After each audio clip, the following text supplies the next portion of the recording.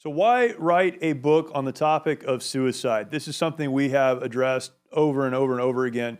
But I think it's important to start our conversation about this book by answering that question. We know that this is a big issue. I'm just not sure we always understand how big of an issue it is. Nor do we always understand that this is an issue that touches all of us.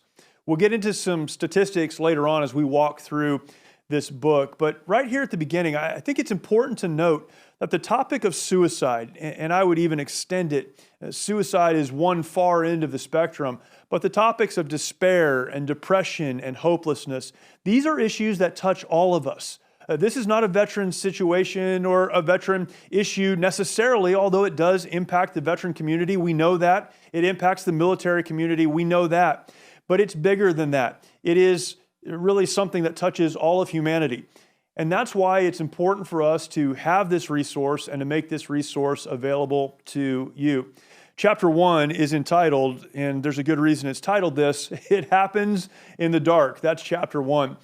I would encourage you to read through that, but it happens in the dark. What does that mean? Well, all of us know what it is to have those moments in our lives where it just feels dark. Maybe things were going well. Maybe you've never had a period of time where you felt like it was going well.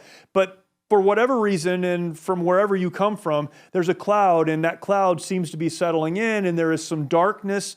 What happens in the dark is that we lose sight of our goal. We lose sight of our mission. We lose hope. Why do we lose hope? Because we can't see anything beyond where we are right now. Whether you fought a real fight in the dark, and that's the opening chapter. I tell a story from when I was in Iraq when things got really dark and we were working to get to our mission point, the place that we were moving toward. We just couldn't see it, and it made things so complicated. That's the physical realm, but we know that feeling in the emotional and the spiritual realm. When things get dark, it becomes so difficult to keep moving forward. But moving forward we must. As we begin this discussion, as we begin this conversation, we need to start by recognizing darkness comes to all of us. Difficulty is something that we are all acquainted with. But as hard as the darkness may make moving toward our objective, moving toward our goals and finding hope, as difficult as darkness makes all of those things, it does not make them impossible. As we begin this discussion, we need to start by deciding right now, we may be in a dark place, but we are going to decide to keep moving forward. Hopelessness and despair, it may happen in the dark, but victory on the other side of that is so sweet.